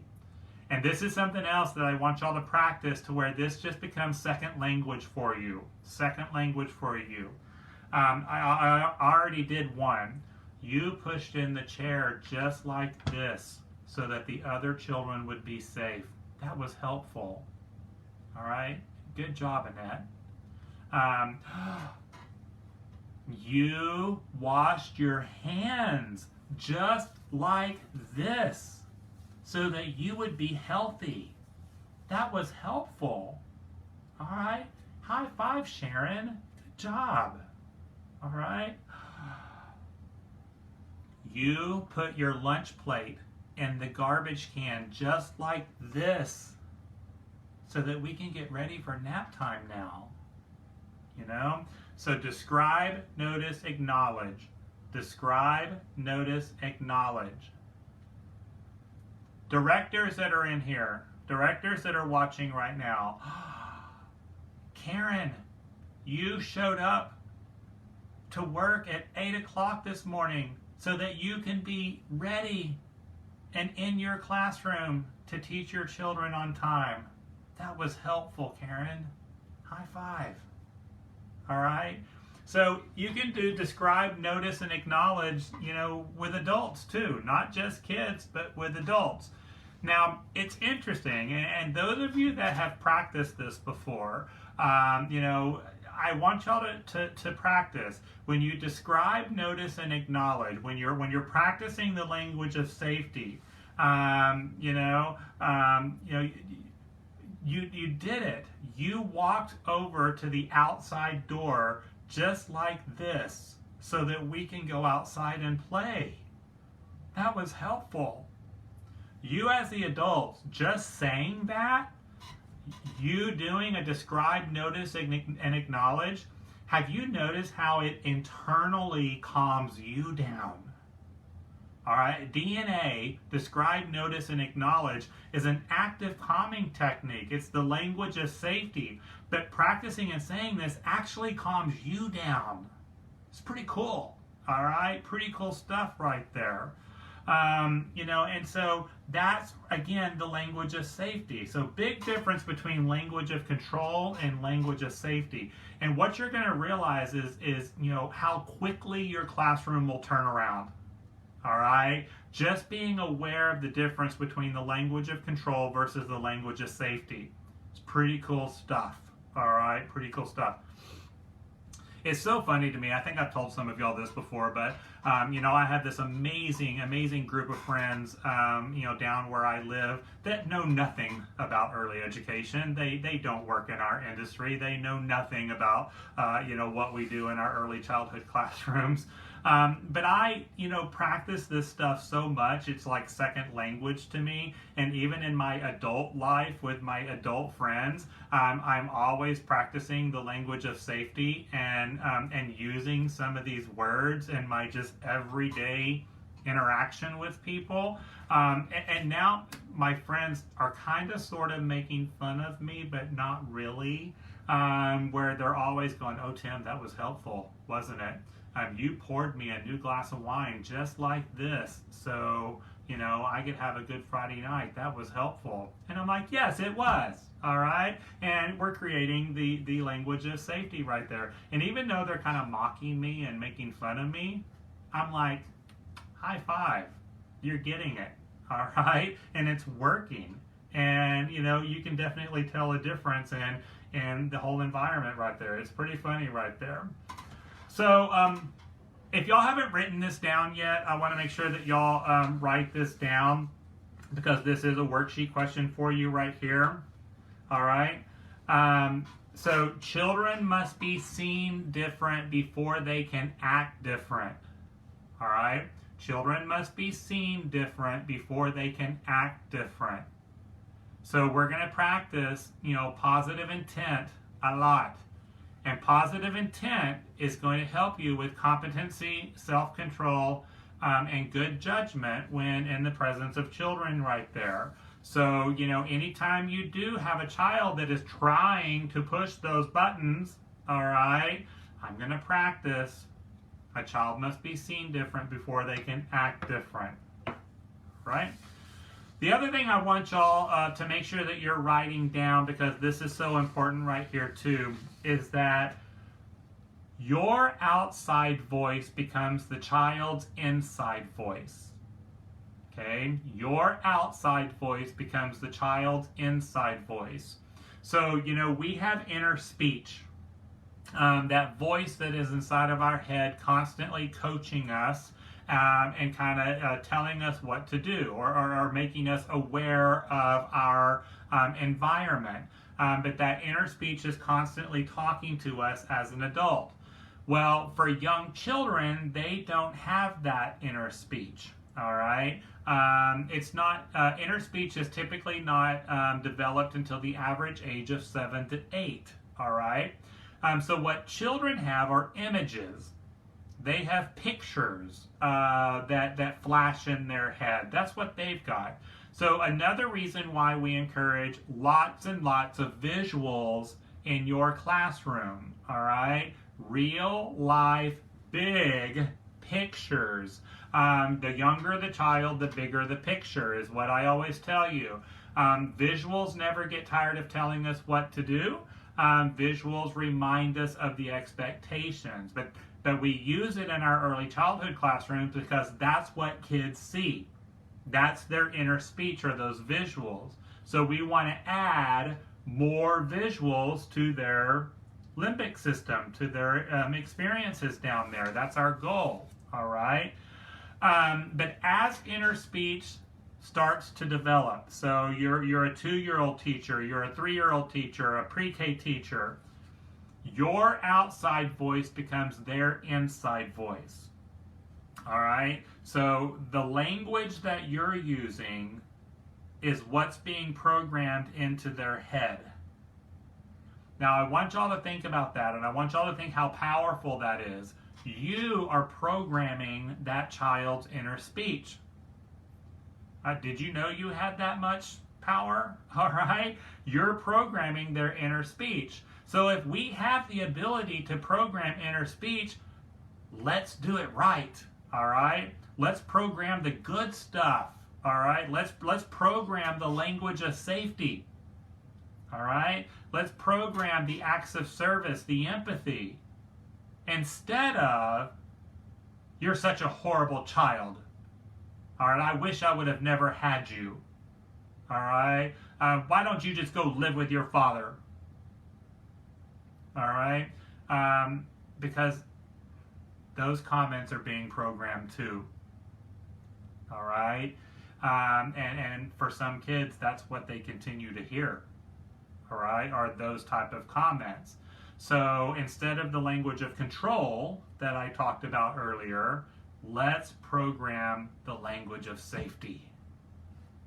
That language of cooperation, that language of choice. I talked a lot earlier about left hemisphere and right hemisphere of the brain. All right, if we're able to program inner speech, let's program right brain. Okay, that fun, that creative, that spirited, that full of life side of the brain. And remember, self-regulation starts on the right side. We get to program that. All right, so good stuff right there. If we're going to make up, a child's intentions, then let's make their intentions positive. Okay. And we have the ability to do that. All right, so kind of moving on right here. I said earlier today that, the only person you can change is yourself. All right, you can influence others, and the change that you make within yourself can be impactful on others, but the only person you can change is yourself. We got to practice the power of perception right here. No one can make me angry without my permission. Y'all, I will be the first to admit to you that this one right here is easier said than done. All right, the power of perception is easier said than done. But recognizing that no one can make you angry without your permission, no one can make you stressed without your permission, no one can make you upset without your permission. All right, this takes a lot of practice. So, we were talking earlier about the triggers, and several of you had made comment about you're afraid that children are going to get hurt, and that children are hurting one another, and that's a lot of fear and anxiety for you. I get it. I understand it. I agree. But the choice to get upset about that choice to be afraid is yours. Okay? I'm going to choose to look at this as an opportunity to teach. I'm going to look at this as an opportunity to lend skills. All right? Because we don't want fear to send those false messages to the brain. Okay, and again, when those false messages go to the brain, it creates that sense of powerlessness. All right. Let's talk about how we perceive behavior. All right. How we perceive behavior, how we respond to behavior creates safety or threat. All right. How we respond to behavior creates classroom climate. All right. So, I know I've used this example before in different trainings, but it's the one that just really gets the point across right here. Again, I'm going to talk about being on an airplane, and you know that when you're on an airplane and you're flying through the air, you start hitting turbulence and the plane starts rocking and rolling. The first person you turn and you look at is the flight attendant. And if that flight attendant is maintaining composure and continues with their duties, serving their drinks and making sure everyone is comfortable, then your brain goes, I must be safe. All right, even though the plane's rocking and rolling, I must be safe. But, if the plane's flying through the air and it starts rocking and rolling and I turn and I look at that flight attendant, and that flight attendant's going, oh no, what's going on? Captain, is everything okay? Then you go, oh, we must not be safe, and then you freak out. All right? So it's no different in the classroom. How we perceive behavior has a huge impact on the climate of the classroom. How we respond to behavior creates safety or threat. How we respond to behavior, okay, is going to manage that ability to have self-control and good judgment. Okay? So, if I have two children that are having conflict in the home center, and I go over there, now first off, I want y'all to remember that you got two kids having conflict in the home center. Who else is watching this and listening? Every other child in the classroom is watching and listening, and there's conflict in the home center. So every other child in the classroom is asking, am I safe right now? Whoa, hang on just a second. All right. We talked about the two kids hurting each other earlier. All right. It's not just those two kids we need to be concerned about. It's the rest of the classroom, because everyone else is looking at these two kids going, whoa, hang on just a second. Am I safe? All right.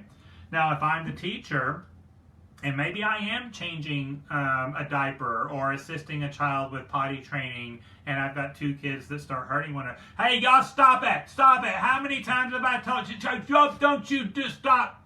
And I start losing my composure and raising my voice, all right, then the rest of the kids are going to go, whoa, we're not safe. And then it's total meltdown throughout the entire class. And now Susie is biting Judy, and Johnny wets his pants, and Mark runs out the door. And, it's just total chaos. But, if I'm the teacher, whether I'm doing another responsibility or I'm able to walk over to the child and say, Barbara, you're holding your arm like this and you've got tears coming down your face. Something happened. What happened? Oh, Teresa hit you. Okay? And I'm able to download that calm. I'm able to, show the classroom climate that everyone is safe. The way I respond to that behavior, all right, is going to lay the energy of the room. Okay? Now, this takes a lot of practice, y'all. Takes a lot of practice. All right? Doesn't happen overnight right there. the most important thing that, when we're talking about how we perceive behavior, again, stop, take a deep breath, relax. I can help that child. Okay. Now I did a little bit of DNA with that example right there. Describe, notice, acknowledge. I don't know if y'all noticed that. But when I walked over to Barbara, I said, Barbara, you're holding your arm like this and you've got tears coming down your face. Pause button. Something happened. What happened? All right. I want y'all to make one of these. All right. You can just download a pause button off of the internet and print it out in color or something. I put this one, it's on a popsicle stick just for the sake of class, but make yourself a pause button. All right. And if you want to laminate it and put it in your pocket, or put it in your, if you got an apron or something that you wear in the classroom, or on your clipboard or something, I want y'all to have a pause button as a visual, okay?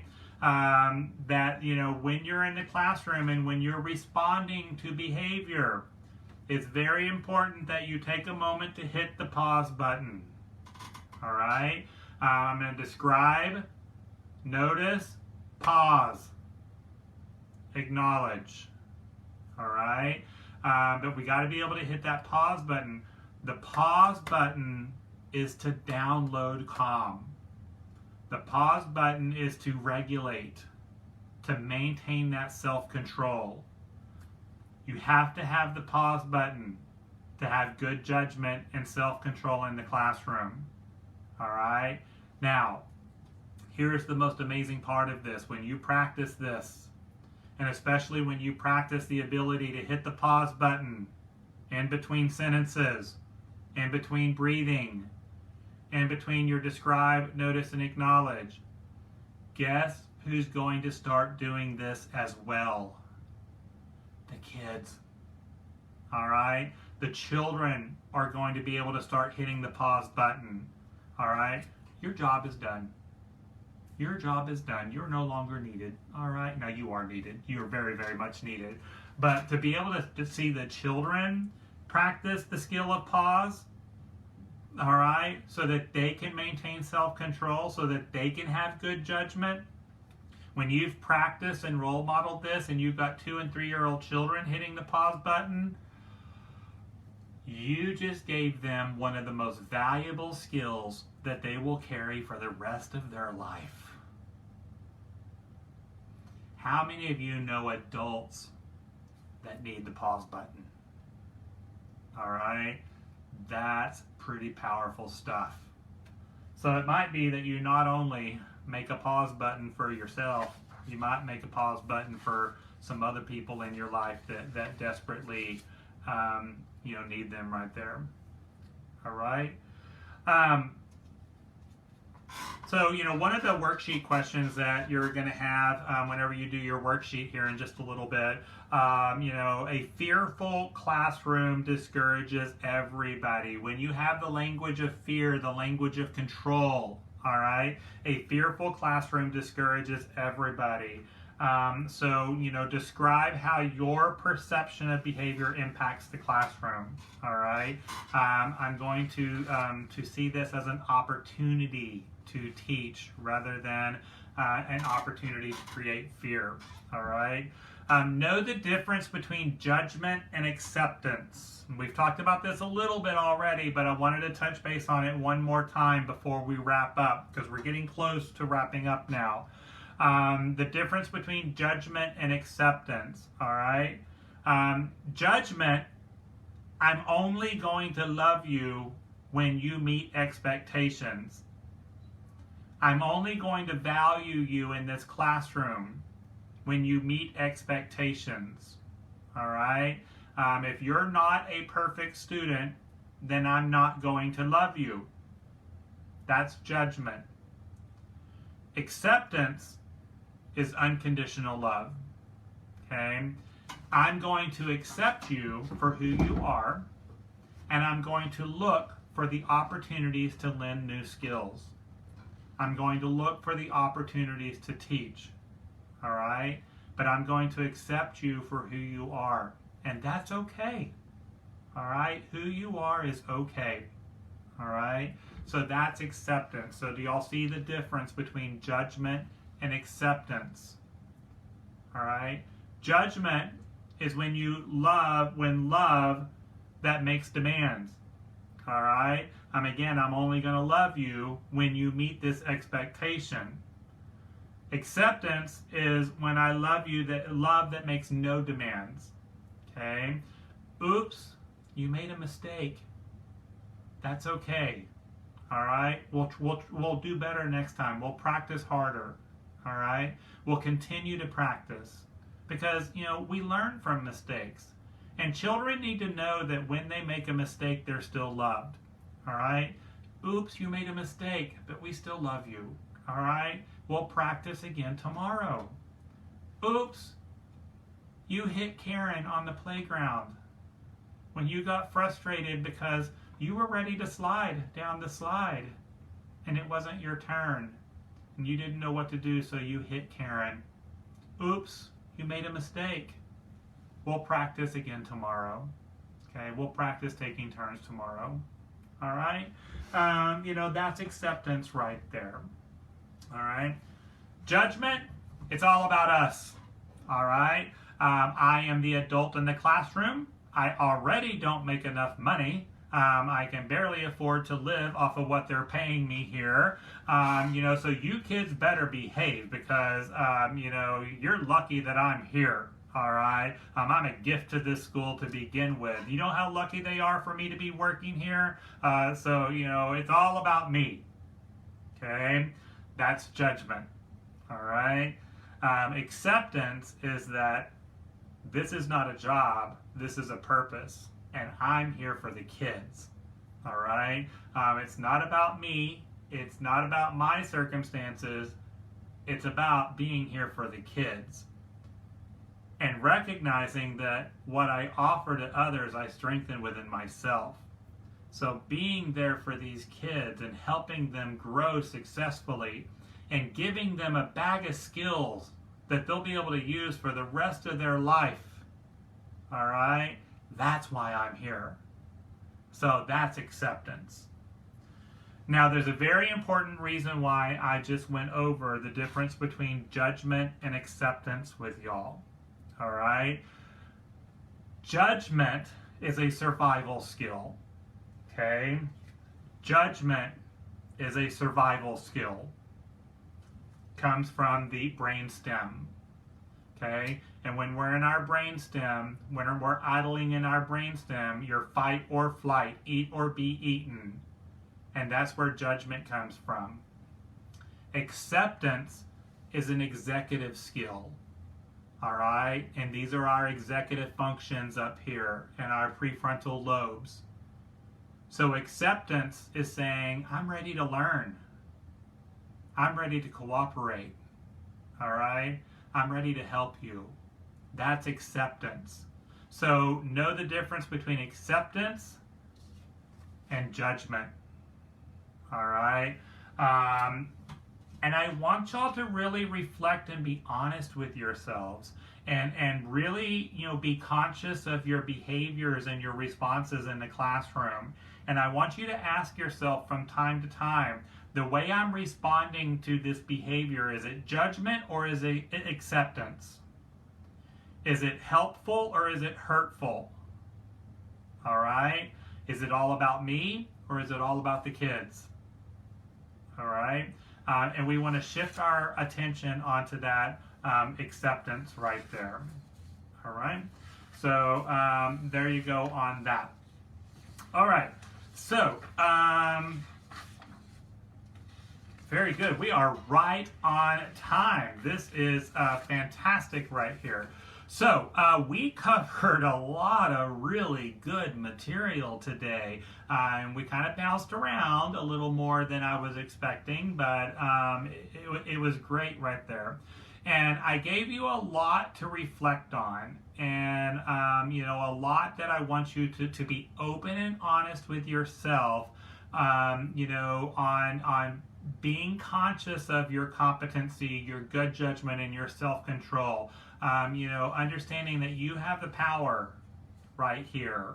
All right, you've got the power right there. See the world through loving eyes. See the children through loving eyes. Accept the children for who they are. All right? Accept them for who they are. Remember, all behavior is an opportunity to teach. The only way you can change troublesome behavior is to lend a new skill. When you are in the classroom with the kids and they are pushing those buttons and they're hitting those triggers with the biting and the spitting and the climbing and the whining and the hurting one another, I want you to say to yourself, and if you feel comfortable and willing right now, I want you to repeat this, okay, out loud. I know that your spouse or your kids might be around you and they're going to turn and look at you like, what's going on with that a child can only use the skills they have in their bag. Okay? They're only using the skills they have. My job is to lend a new skill. And we're going to practice that new skill with them. I'm going to practice that new skill with them. I'm not going to show them. I'm not going to try it. We're going to practice that new skill. All right? But I'm going to recognize a child is only using the skills they've got. Okay? And then I'm going to practice new skills. There you go. Okie dokie. So, in just a moment, your online worksheet will be posted on Facebook. You will click on the appropriate link, and you will complete your online worksheet. Like I told you earlier, it's a little bit longer this time than it normally is, so that's why I wanted to make sure that you had an adequate amount of time to complete this. I want you to reflect on the material that we covered today. All right, this is a lot of personal growth that we're talking about today, both in the classroom and out of the classroom. All right. So, you still have a little bit of work to do this morning before you get to start your Saturday afternoon because you got your worksheet and your reflection to do. For those of you that are new to this, because we do have a couple of brand new groups that are with us today, and I appreciate you being here. Welcome. We're so happy that you're part of our family. There's two different links that are going to be posted on Facebook. One of them, if you are paying with a credit card, you're going to click on that one. If you have been given an online account number, a 5-digit online account number, so your school has set up an account with me, then you're going to click on the link that says online worksheet paying with an account number. All right, so please make sure you click on the correct link. That is so very important when following the instructions. All right, so if you don't plan on giving me a credit card number, don't click on online worksheet paying with a credit card. You're going to do the one for the online account. All right. Now, if you don't have an online account set up with me, then you will obviously do the online worksheet paying with a credit card. All right? So I had a lot of fun today. I don't know about y'all, but I had a great time today. I don't know if y'all noticed, did y'all see my t-shirt that I was wearing today? Lifeisgood.com. So any of y'all that are familiar with the Life is Good organization, I love them so much. They do so much for teachers, y'all. I don't know if you've ever checked into the Life is Good Foundation, but they do so much for educators. But this is a t-shirt that I ordered off of lifeisgood.com. Check them out for sure. All right. So I will get that link posted. If it's not already there, it should be popping up any moment now for your online worksheets. Thank you all so much for joining me today. It was so much fun. I enjoyed doing this so much. I cannot wait to be in person with you in hopefully the very near future. I miss our Saturdays together so much. But you know, again, power of acceptance. It is what it is. We'll deal with it, and we have been dealing with it. So there you go. Y'all have a blessed rest of your day. Please stay warm. Please stay safe, and make healthy choices. Bye, everybody.